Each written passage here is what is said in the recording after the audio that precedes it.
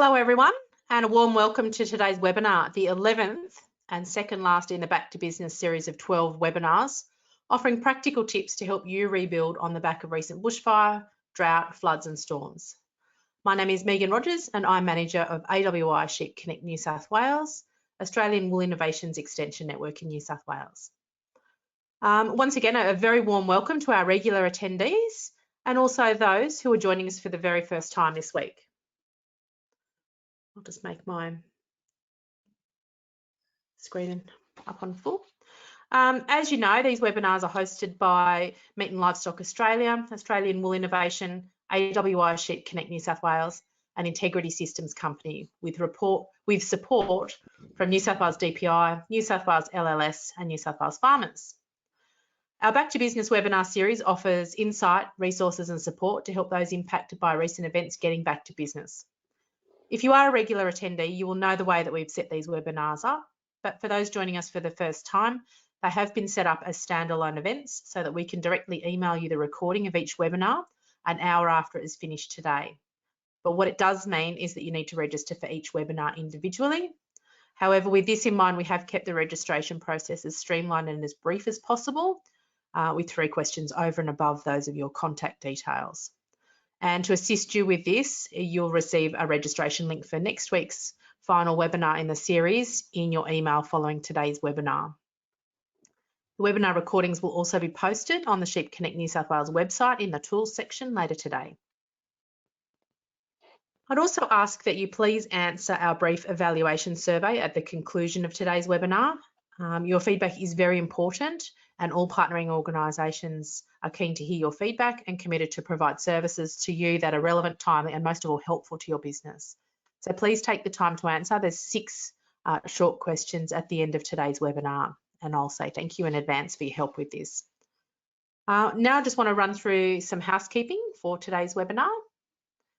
As is standard procedure with all of our webinars, all attendees are in listen-only mode, which means that you can hear us, but we cannot hear you. To ask a question, click on the triangle in the GoToWebinar pane. I'll just go on to the next slide. Click on that triangle next to the word questions in your control panel, which is usually over on the right-hand side of your desktop. And once you click on that and make that little triangle point downwards, there'll be a text box open up for you to type your questions in.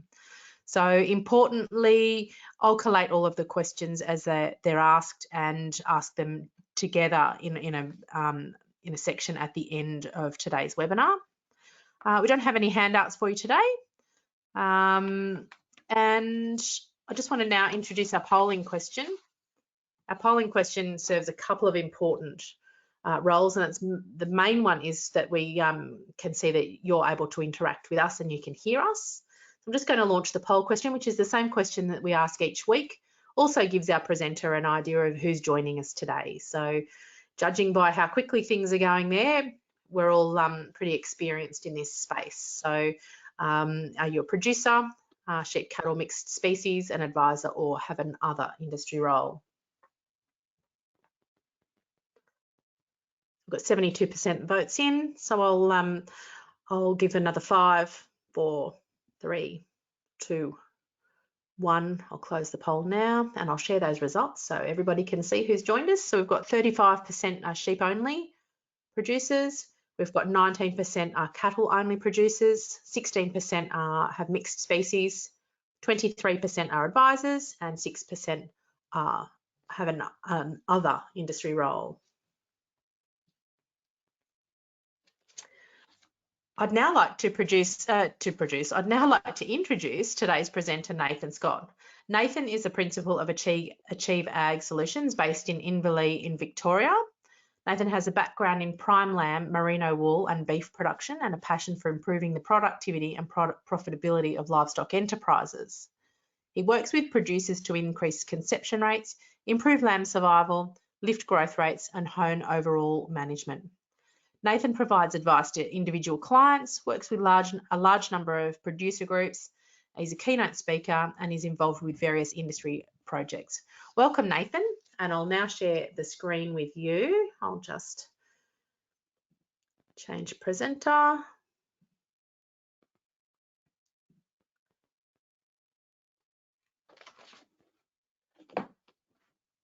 Okay, you should have my screen there now, hopefully. Sure do.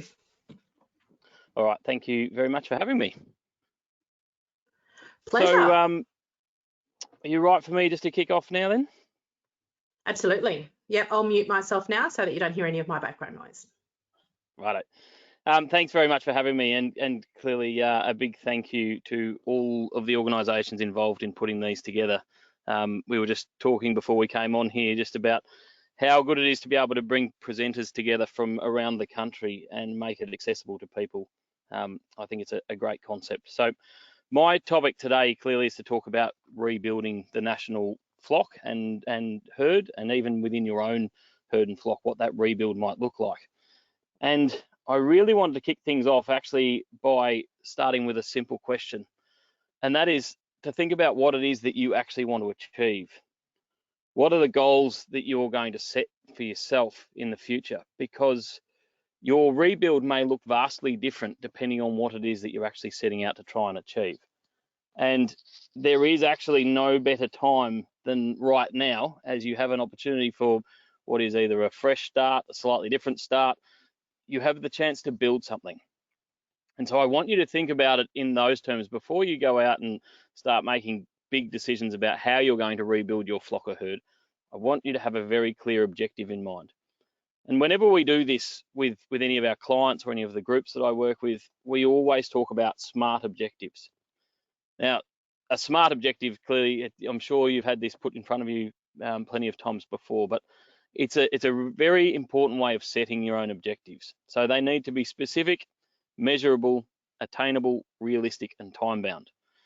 And what we mean by that is, I want you to be able to set yourself an objective. So if you're a prime lamb producer, for instance, it might be that I want to mark 150% lambs to use joined, turning off trade weight lambs at 21 kilo carcass weight by 6 months of age at a stocking rate of 14 DSE, and I want to be doing it by 2023. Now that's an objective. Each of those components is addressed in there. It's specific and measurable, so we've got traits that we can actually, or different factors that we can actually go back and check our progress, see whether we're achieving the goals that we've set. We need to be realistic in the setting of the goal, and the time-bound component of it is really so that we have a line in the sand at some point where we can go back and say, did we get anywhere near it? We have to put a date around it so we can come back to it. So clearly, if you're a cattle producer, it may be, depending on whether you're trade or a breeder, but it may be around kilos of beef produced per hectare. It may be about turn off age, turn off time. You can have, your goal will be very different to someone else's. And this is the whole point of it. It's a specific objective that is set for you and your business. And part of the reason that I want you to be really conscious of going through this process is that if your property is recovering either from drought, or you've been affected by bushfire, or maybe it's just simply that you're shifting enterprise mix on your farm, your stocking rate that was historically what you could run on your property may now even be different. So it's about having a fresh slate, sitting down, working out what your targets really are. And as soon as you have a very clear objective, then you can set about achieving it. And when we do that, it may be that you've got a considerable amount of pasture development that needs to be done in that process. It may be that your enterprise mix actually is going to look quite different. But if we switch over into the actual rebuild, when I think about rebuilding your flock or herd, to me, there's three very clear options available to you. The first is to buy stock. The second is to retain more young replacements. And the third is to keep older stock. So I want to have a look at each of those individually, the pros and cons of each, and work our way through them, because each one has both good and bad that comes with it. So first of all, let's look at the option of buying stock. Clearly, the biggest advantage of buying stock is the instant increase in numbers. So it allows us to get our stocking rate right back up to where we might want it in terms of our objectives. It gives you access to different genetics. So particularly if you were thinking about a shift in your direction, whether it's from wool to more prime lamb, from prime lamb to more wool, or to incorporate some beef to diversify your risk or something like that, it actually allows you to bring in a different breed or species completely. And so it gives you that chance, clearly, when we go out into the market to buy stock, it gives you a lot of options available to you in terms of what your structure looks like going forwards. The downsides, clearly, one being cost. That's the obvious one, and I'll talk a bit more about that. Disease is a major one, and if you've been historically a self-replacing flock or herd, you've had very good tight biosecurity and you're a good clean flock or herd, then obviously, and particularly with sheep, you open yourself up to the risk of bringing some sort of disease, whether that's foot rot or yonis, or as we're seeing a lot around the country, lice as well, if you think of that in terms of disease as well. So there are risks clearly with bringing stock in. The third point there is access to quality stock, and I do want to touch on that one a bit more. So as we sit here right now, we are looking at historically low breeder numbers. To put it in context, I just went and grabbed the Australian sheep flock numbers. Now these only go through to 2018 because that's the most recent we've got available out of the MLA database at the moment. But what it shows, so the top line, the blue line there, is the total sheep numbers, and the green line is the ewe flock, or the ewe proportion of those total sheep numbers. Now, this is the last 12 years, we've been in constant, or fairly constant decline in terms of numbers. And that only gets us to 2018. Now, we know that after 2018, and through that end of 2018 into 2019, and even right through until the start of 2020, we've seen some significant selling of breeder numbers out of particularly drought-affected areas of New South Wales and around the country. So we know that those numbers have dropped off even further. If we have a look at the beef herd, it had been tracking along. So this is, I've gone back a bit further with this because we had access to more data in terms of the breeder component. But from 1970 right through, we've been ticking along, making some progress through the 2000s. But again, we know that those lines will have dropped off, and we know we're operating in historically low numbers. So there's also some wool data I had a quick look at last night, and it also shows, in terms of the national sheep flock, wool production over the last few years has dropped quite significantly as that sell-off has been taking place. So we know that it's happening, and we know we've got a lack of numbers right at the moment. And the reason I wanted to put that into context for you is because we know that breeders are in demand right now. And when situations like this happen, we tend to have quite a low supply of breeders available because everyone's trying to rebuild at the same time. And we've got very high demand because everyone's trying to rebuild at the same time. And what that tends to equate to is relatively low quality stock being available. Now, really, to sum it all up, if they're any good, someone's probably going to keep them. Now, that might be a gross generalization because there will be some good quality stock available. But in general terms, when we hit these sorts of conditions, when everyone's looking to rebuild across the country, the access to quality stock starts to become a bit of a problem for us. And it's the exact opposite, in fact, to what we were experiencing a few months ago with cattle, where some of our clients were fortunate enough, because of getting through a reasonable season, they were able to access, in exactly the opposite direction, very good quality stock because the demand for stock just wasn't there while the country was being crippled by drought. So it means that when we start looking at trying to go out into the marketplace and buy stock, our options can be quite limited in terms of quality, and that may significantly influence your ability to hit your objectives, and therefore means that we start looking at other alternatives for how we can rebuild numbers. So the next one I just wanted to look at was this idea of retaining more young stock, because it tends to be our go-to place when we start looking at trying to build numbers. We'll just bring more replacements in, and for good reason too. They are, if you're a self-replacing system, they are your newest genetics. You already own them. We sometimes look at it as being cheaper than buying stock. The reality is there is an opportunity cost there. If you were to sell those stock, then whatever that value is the true value that you're essentially paying for them yourself, because there is an opportunity cost there. But they are a good option for us.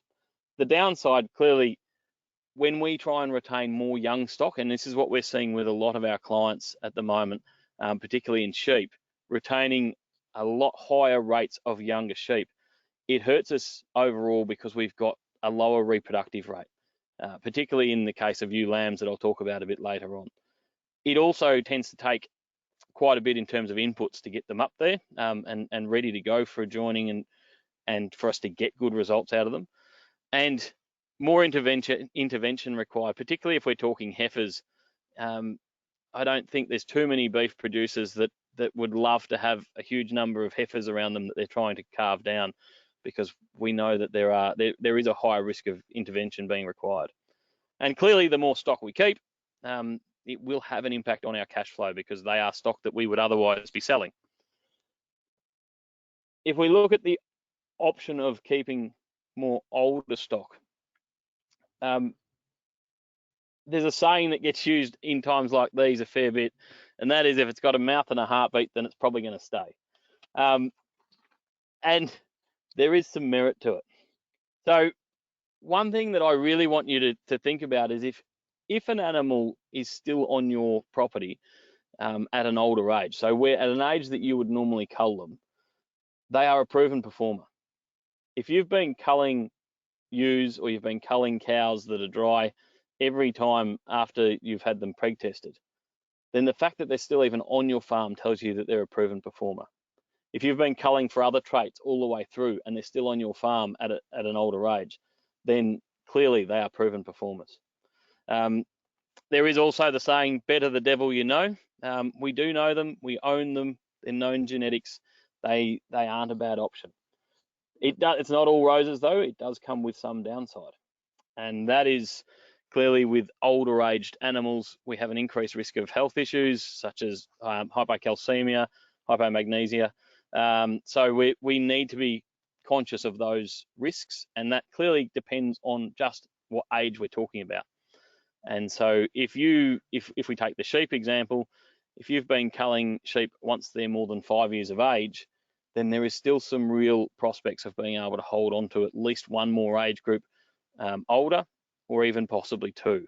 So it's understanding where you're at with that. If you've already been keeping everything until they're 7 in a ewe flock, then you're probably going to be limited in how much more you can get out of that. The other downside there clearly is the argument would be that they are your oldest genetics because they're your oldest sheep.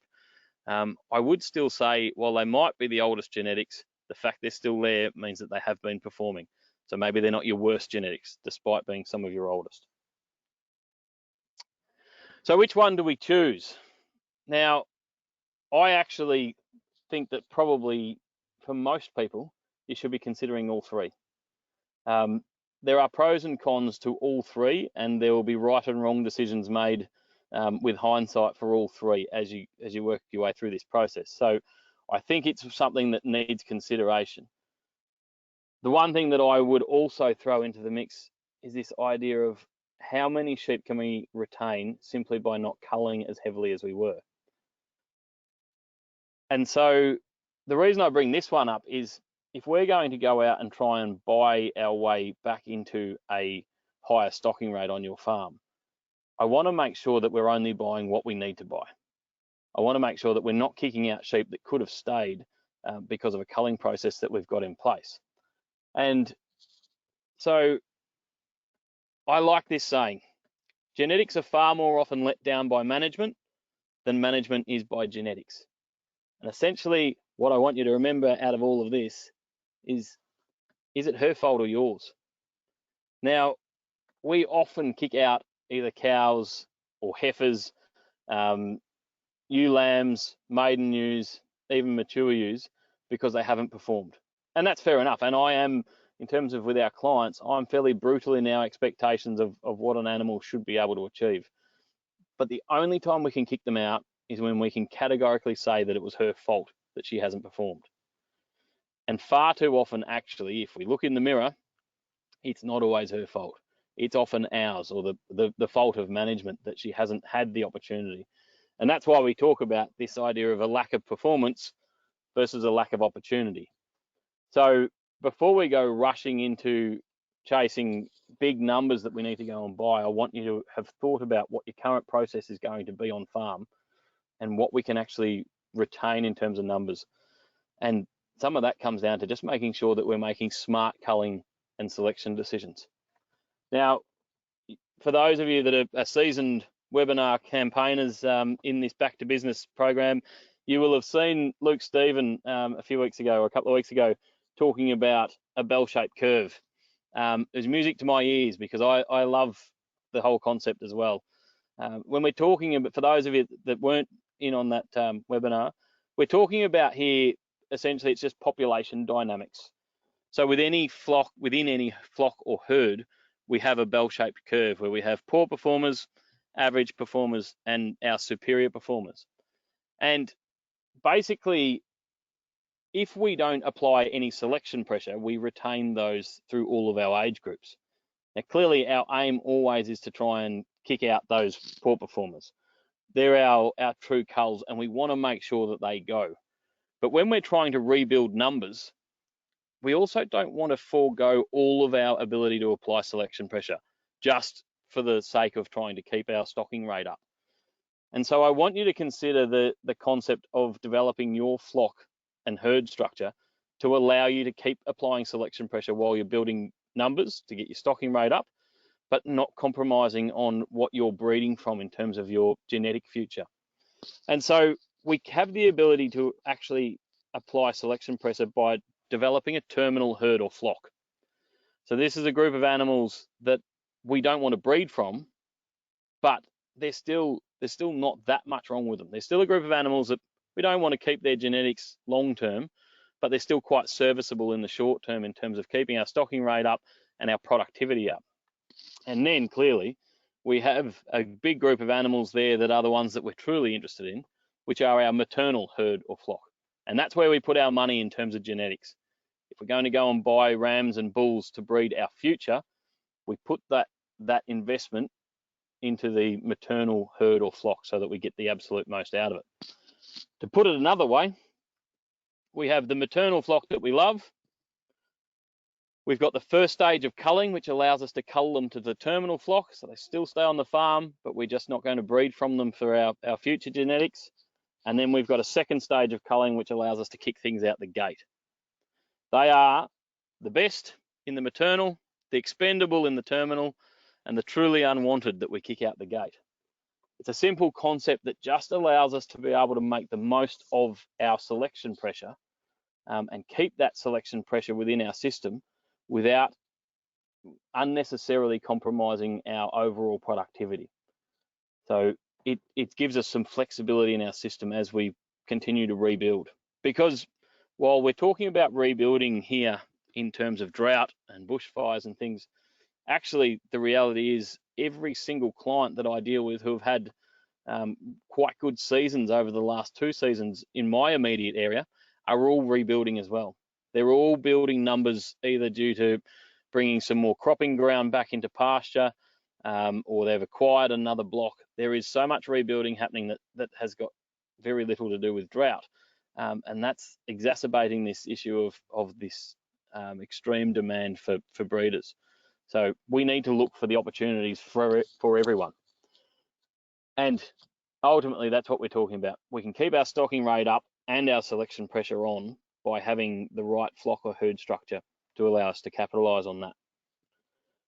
So now I just want to think about the other opportunities that exist in this process of rebuilding, and how we can make sure that we do it in the best possible way in terms of speed and economic outcomes, also in terms of our investment in the future. And the first one here that I would like to look at is genetics. While your numbers are at their lowest, which for a lot of you they will be, it's a great opportunity for us to invest in genetics.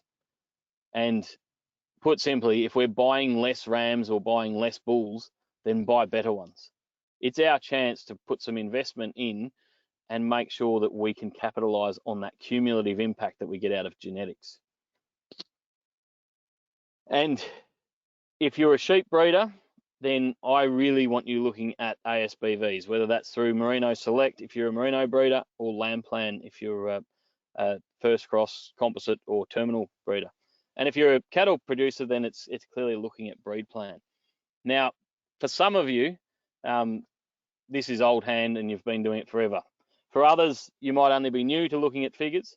The one thing that I recommend to all of you is don't get tangled up in the argument about whether we should be selecting visually or whether we should be selecting using figures.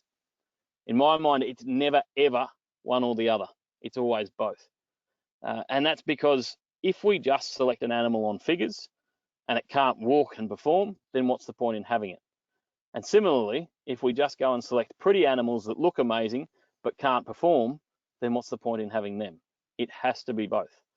So I encourage you that here is your opportunity, while your numbers are actually quite low, to be able to invest in genetics, get the absolute most happening within your genetic trajectory going forward while your numbers are low, and you can put that investment in.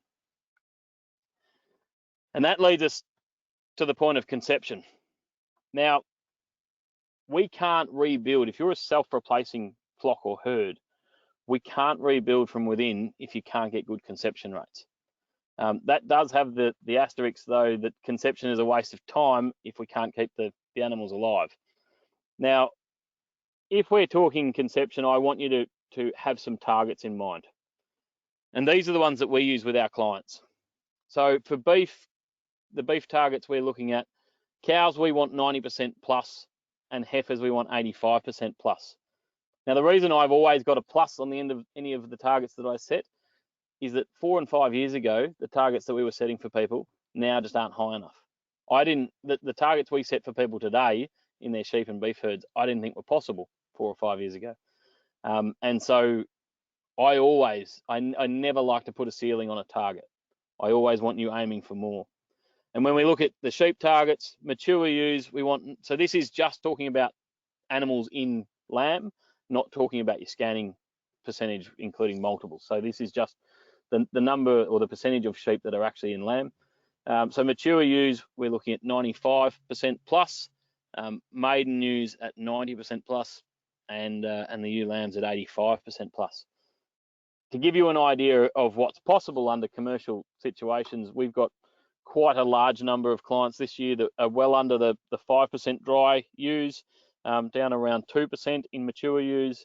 We've got even some ewe lambs in previous years where they've gone down as low as only 7% dry. So in other words, 93% of them in lamb. And so we know it's possible. It's just a case of making sure we give them that opportunity to express their potential. So while we're talking about ewe lambs, I just want to touch briefly on them as well, because they are an opportunity for us in this concept of rebuilding. So apologies to the beef producers, but this one is very sheep specific. I will come back to the beef producers with some talk on heifers in a moment. Joining ewe lambs clearly has the big advantage of we instantly gain another age group of ewes to lamb down. So as soon as we go and join them, rather than just taking the time to grow them out, we gain an age group and therefore numbers. We also pick up that extra cash flow that comes with the lambs that they produce. And that sounds on the surface like a fantastic option, and for a lot of people it will be, but it does come with some downside. Clearly there are some challenges in trying to get your ewe lambs to hit their joining weights, and we will, as you saw in those conception rates even before, we will expect poorer reproductive rates out of ewe lambs. We are asking a lot of the animal, and so they simply can't do what a mature or even a 1.5-year-old maiden can do. That's not to say that we shouldn't do it though, because there are longer term impacts as well, with ewes performing better over their lifetime when joined as ewe lambs. So there is certainly some upside in doing it, beyond even just the immediate impact that comes from it. So the recommendations that we use with our clients, you will get better results with older lambs. Now, that makes it a challenge, because within your own self-replacing system, the only way you can keep lambs in line so that when they come back in line with the main joining the following year is to join them at 7 months of age. And to be perfectly honest with you, 7 months of age is very borderline for them having reached puberty and to be able to conceive and hold a fetus. We do see some very good results, but For instance, I have a client this year who bought in ewe lambs. Because he bought them in, they were born 2 months earlier than what his own lambs are. So they were 9 months old at joining, and they scanned at 158%. So we know that we can get big scanning percentages out of ewe lambs, but age is a critical factor. One simple factor in that too, just to keep in mind when you're thinking about this, is the more lambs that you have born on the first cycle, the older your lambs will be when you get round to joining them. So simply having ewes cycling really well and conceiving on the first cycle means that your lambs are all 3 weeks older than if they were born on the second cycle. And therefore, there's an advantage immediately out of being able to get your ewes cycling well and joining. Means your ewe lambs will be that little bit older when you come around to join them. Joining weight clearly is a critical thing, a critical factor. There's a few different, there was always talk of the 45 kilo target. We know that the heavier they are, the better your results will generally be. And that can be a combination of both weight and age. So if they're younger, generally we're recommending that they need to be heavier to try and compensate for being that little bit younger. The biggest change for our clients has been the recommendation of 3% rams. And it's great for ram breeders because it's a lot of rams, but the biggest factor here is the fact if you have got your ewes have reached puberty and they're cycling quite well, they're only available to the ram for a very short window of time, and therefore we need enough rams in there to be able to capitalize on that. And so 3% rams is where we're getting our best results. Seasonality also seems to be significant. In other words, the further away from the longest day of the year in late December, the better our results tend to be. So pushing into March, which doesn't suit everyone, obviously, but pushing into March certainly seems to be a factor as well. And then the one not to be forgotten is that they need plenty of love on the way back to their second joining. And it can bring systems unstuck. Even if you get quite a successful ewe lamb joining, that result is diminished if we can't get those second lambers up and firing and a good joining result out of them as second lambers. It can certainly be done. We had a client this year with composites joined as ewe lambs last year. This year they've backed up and scanned at 195% as second lambers. So it can absolutely be done, and season played a role in that. But it is something that you need to be genuinely conscious of. For those of you that are beef producers that might have just tuned out for a little while, we also need to think about how we can get more out of our heifers. Now, the majority of the industry now is looking at a 1.5-year-old joining rather than a 2.5-year-old joining, but certainly that's something to consider if you aren't already doing that. We talked about conception rate targets there. We need to be getting our heifers to fire for us. And a large component of that is making sure that we have, or two components of that, making sure we have enough weight in them by the joining age that we're targeting.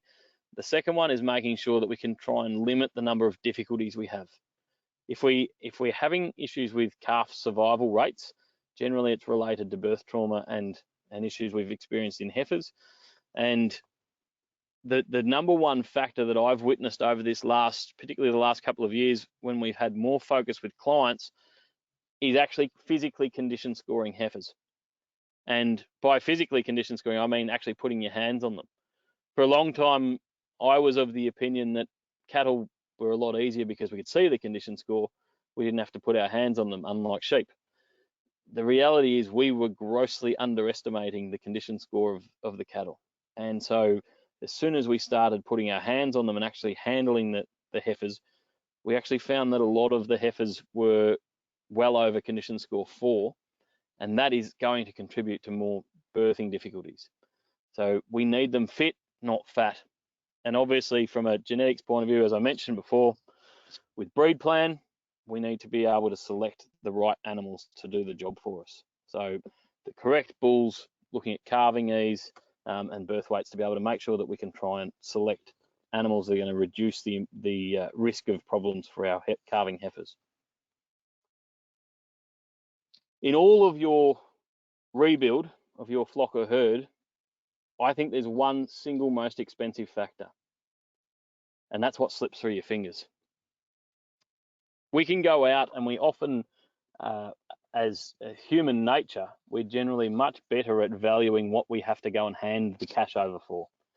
And we tend to just, our minds are very good at just letting things slip by in terms of what we might have missed out on without having to hand the cash over, the things that slip through our fingers.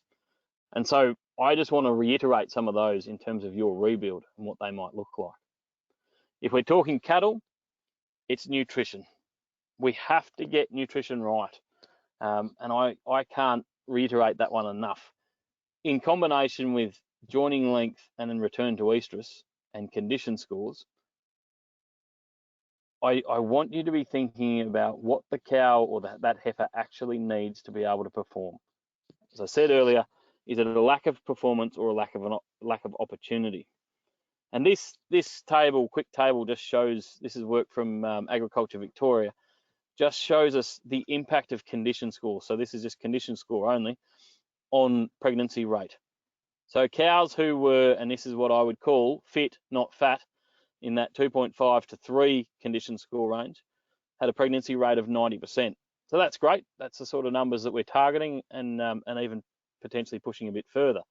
There wasn't a benefit in their trial work from going higher in condition score. So clearly there was a tipping point in there, and so we're targeting around that condition score 3 to be able to get our pregnancy rates where we want them. As important, even perhaps more important to me, is the fact that when we start looking at which cows were cycling in the first 3 weeks, the higher condition score cows are returning to estrus quicker. And that's really important because it means that we're not going to see that continual slippage of our calving pattern. We're not going to see cows continually getting later and later in the calving pattern, because that just makes it harder and harder for you to get them back in line and for you to be able to try and maintain that performance. Like I said earlier with sheep, the easiest way for us, often when I say to someone, how could you turn off your calves earlier, or how could you turn off your lambs earlier? Most people are trying to buy themselves a month. If we could just calve a month earlier, or we could just lamb a month earlier, that would give us an extra month.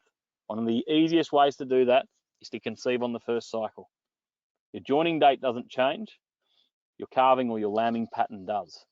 And to me, that's a critical thing that we can capitalize on so that we're not having that slip through our fingers.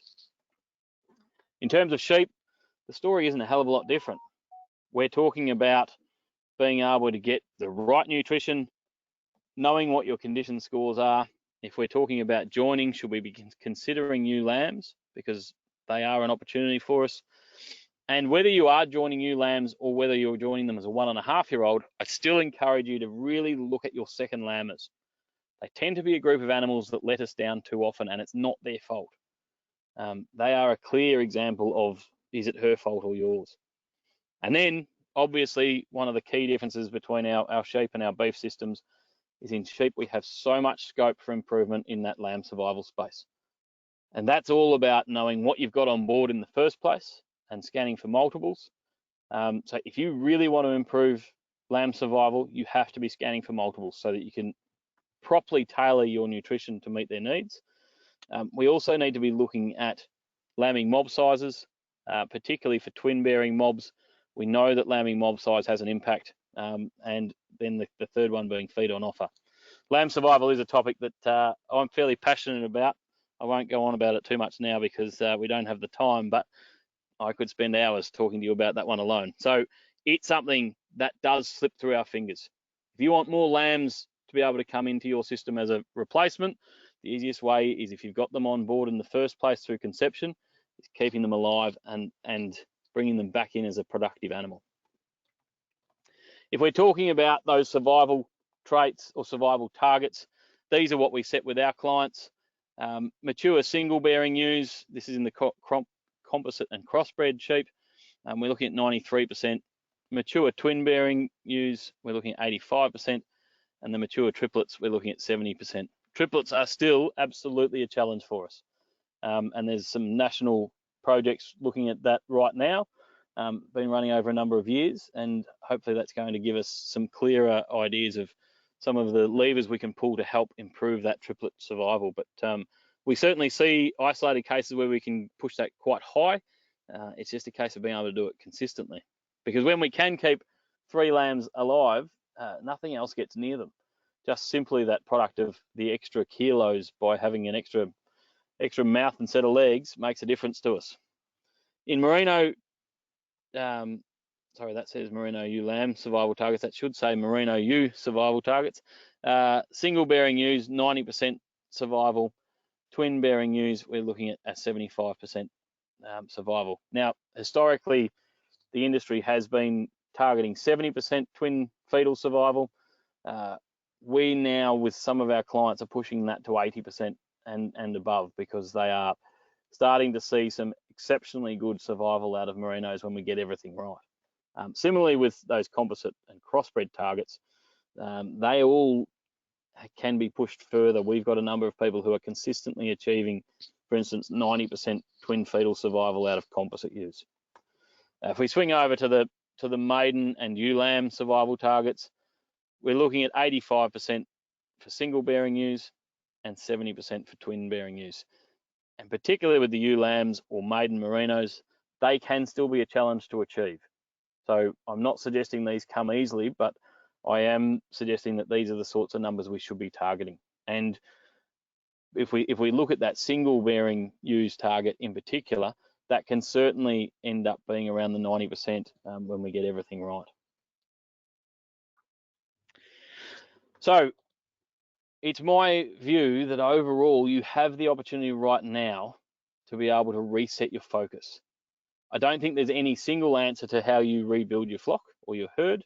And there is the opportunity to be able to rebuild from within, both through young and old sheep. So I would look at every one of those opportunities that sits in front of you and consider them all. Don't forget that we can still apply selection pressure all the way through, and I encourage you to do it, because we don't want to give up that ability to apply selection pressure just because we're building numbers. We can do both simultaneously. Conception's important, but converting them to live animals and productive animals is equally important. So we should take this opportunity now to invest in your genetic future. And more than anything, we need to think about those things that are slipping through our fingers. I don't want you to compromise your own ability to achieve your targets because we've got that little bit of wastage that slips through our fingers. We don't have to pay the money out, so it's not quite as obvious to us, but there are opportunities that are constantly slipping through our fingers on farm that we should be trying to address. And if you are thinking about a change in your system, whether it's a change of enterprise mix, whether it's a change of breed, species, I would say to you, just because you haven't done it before doesn't mean it can't be done. And the same goes for all of those targets, conception targets, survival targets. Just because you haven't achieved them before doesn't mean it can't be done. And I want you to be looking for what you want your future to look like, not just what you've achieved in the past. And it should be a focus of yours right now, particularly if you are at that stage, you're about to start rebuilding. Think about where you want to be. Because often when I sit down with a client, the first thing we like to find out is why are they farming, where they're farming, and how they're farming. And sometimes it's because that's how they've always done it, not because that's what they want to be doing. It hasn't been a conscious decision. They've just kept doing what they've always done. And so this can be a great opportunity for you to have a look at what you're currently doing and reset your own future. In that process, you have the ability to access some help, and whether that's through the Back to Business program or even just going and seeking help yourself, I strongly recommend you get someone who you can bounce ideas off, who can help you through that decision-making process and help you weigh up the opportunities that sit in front of you. Again, I'd just like to thank all of the organisations that are involved in pulling these workshops together. I think they're a great concept, and thank you very much. Thanks, Nathan. What an informative presentation you've just given. I certainly know from my farm office here in Central New South Wales, a lot of the questions that we ask ourselves, you know, in this rebuild phase, where the opportunities exist, you've certainly covered in a lot of detail. So people, start sending your questions in. I've already got a couple starting to trickle in now. So again, just a reminder, just click on the little grey triangle next to the word questions, and then type into the pane underneath that. So the first question I've got relates to joining ewe lambs. And I think we touched on it a little bit, but I think it'd be worthwhile expanding on with regards to joining weights and what people should be aiming for. And I guess I'd add to that, is it a percentage of what their standard reference weight's going to be, Nathan, or is it actually a live weight that's, I guess you talked about the 45 kilos, it's a little bit more difficult to apply a blanket weight across industry? Yeah, it is, and particularly with so much variation now in genotypes, because we've got so many variations even just within composites in terms of live weight. So that's why I say traditionally it was always about 45 kilos. My honest answer is as heavy as we can economically get them in a year. But if we were talking about a percentage of body weight, then we're generally talking, well, somewhere in around that sort of 70% of their standard reference weight. But I don't have a concrete answer for you on a target that is going to give you good, consistent results. We are still working on that with all of our clients. Even out of what we've found in the research, consistency is what I'm really chasing, and it's still a challenge for us with our clients. It's a hard one, and I guess just building on the back of that question, how do we go about making sure, like, you know, do we join for the same amount of time? Do we give them a 5-week joining period? Do we give them a little bit longer? Obviously, we want to give them as much time to recuperate for their second lamb. What sort of strategies would you, employ in going into trying to join as a lamb? So generally, we do aim for a 5-week joining, mainly because the risk we run if we extend the joining is that particularly because we get more ewe lambs conceive on the second cycle. So that pushes us already 3 weeks later into the season. And we're trying to make sure that any lambs that we do produce are still a good, viable product. And if we're running into the end of spring, it becomes quite difficult in terms of being able to finish those lambs. Having said that, one of the theories that we're playing with clients at the moment is to actually join earlier with our ewe lambs than what we had been. And so bringing them in line with the mature ewe joining, but joining for 8 weeks, and getting the scanner, so scanning them twice. And the reason we're looking at that is I believe we have some ewes that are conceiving on the first cycle but not holding that fetus. And therefore, it's taking them time to recover. And in a 5-week joining, we're not getting a chance to get them back again. Because we've seen some ewes that have really well developed, got high live weights, should have every possibility of having reached puberty, and yet we're scanning reasonably high numbers of dries in them. And I don't believe it's necessarily because they didn't conceive. I believe that some of it's because they didn't hold the fetus. And so by extending that joining, scanning them twice, it means that the main component of their lambing, so their main 5 weeks, which is the last 5 weeks of that 8-week joining, is only 3 weeks behind the main joining still, but it gives us an opportunity to potentially get more of those ewe lambs in lamb. It's a difficult place to find yourself in terms of, you know, finding that sweet spot and putting, you know, the best opportunity you've got in your business, and, you know, and a set of animals that are a little bit more fickle but certainly worthwhile getting some attention. Can we just come back to some of our flock structure? You know, we're talking about our flock structure, and I guess there's an opportunity there. You talked about the difference that the different options that cash flow give you with regards to hanging on to and retaining livestock, and particularly I just wanted to explore the idea of keeping that terminal, you know, starting a terminal flock within your business so that you're not running them back around to contribute to your self-replacing flock, if that's what you've got, or I guess even a herd.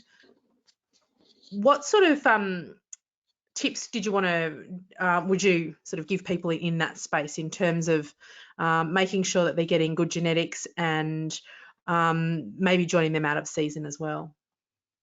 Yeah, so clearly if we do have a terminal flock or a terminal herd, it does open up the opportunity for a different time of joining, if that was what someone was wanting to consider. That can add extra complexity, which draws focus away from your true core business. So sometimes it may be good in theory, but not great in practice, the different joining time. But certainly, I think particularly for beef herds, I think it's massively underutilized and provides an opportunity to be able to do a bit more in terms of applying that selection pressure to the breeding herd. In terms of genetics, it also opens up a serious opportunity to be able to capitalize on hybrid vigor. So in the sheep industry, we certainly tend to use hybrid vigor a lot more, and it makes a lot of sense. It's the only thing we get for free in agriculture. So if we put a terminal sire over a merino ewe, we get some hybrid vigor. If we put a terminal sire over a composite ewe, we get even more hybrid vigor because we've got more than 2 breeds involved in the breeding system. In a beef herd, and particularly the way the national beef herd has shifted, with a large component being Angus-based herds, we miss out on that opportunity for hybrid vigor. Now, hybrid vigor will result in higher growth rates, in particular, just from a terminal point of view. It can also contribute from a fertility point of view as well, so and general animal performance. So there is that opportunity there if we've got a terminal herd or a terminal flock, that we can use a different breed across those to capitalize on some hybrid vigor that we wouldn't otherwise access within our breeding system. Thanks, Nathan. We've got another question that's come in here. Would you recommend using teasers in the ewe lambs to help them with their cycling, but also that where they go into a ghost estrus or an anestrus sort of period if they don't join up? Yeah, we have tried that, and it's actually what I talked earlier about, potentially taking ewe lambs to that longer joining. There was some work done that looked at the idea of teasers, and it's actually the visual stimulus of seeing rams jumping that can help bring on puberty in ewe lambs. And so that's why the concept of using teasers became more popular in ewe lambs. And the reason that we've considered this extended joining with them is because we don't seem to be still getting enough impact out of that use of teasers. So whether that, and my theory being that it's potentially not a puberty issue, it's the fact that we may not be holding that first conception, and therefore that's what's causing the problem for us. But I would absolutely recommend teasers anytime you're joining out of season. So pretty much if you're joining before Christmas, then I would absolutely be saying teasers for your whole flock if you're joining prior to Christmas. But after Christmas, particularly with ewe lambs, I certainly don't think they're going to do any harm. But whether we're getting enough out of them in terms of solving that consistency that I'm looking for, I'm still not convinced just yet. Consistency is something we really should be sort of aiming for year in, year out with our businesses, and that's something that adds to consistency of production, and having less sort of noise in what the results are. So yeah, it's wise advice there with regards to the teasers. Just on another question on joining, do you recommend using older rams with ewe lambs so that they're more experienced and lead the way, or put a few mature ewes in to employ the dormitory effect and show that how it's done? So my preference is absolutely to use older rams with the ewe lambs, and I would also not have mature sheep in with them. So the reason for that being that mature ewes have a very good idea of what's going on and tend to attract all of the attention of the rams as the mature ewes are cycling, and you'll see them. You'll see a harem of ewes hanging around a ram at any one time. The risk there is that their distraction stops the rams from going looking for any other ewe lambs that are cycling. And ewe lambs will be walking around the paddock absolutely oblivious to what's going on. So we have a very short window of opportunity for the rams when we're dealing with ewe lambs, and so we don't really want any distractions, and we do want rams that know what they're doing. So ideally, mature rams with ewe lambs, and no, even with 1.5-year-old maidens, my preference is that they're not mixed with mature ewes at all. We just have them as a single group of animals with mature rams.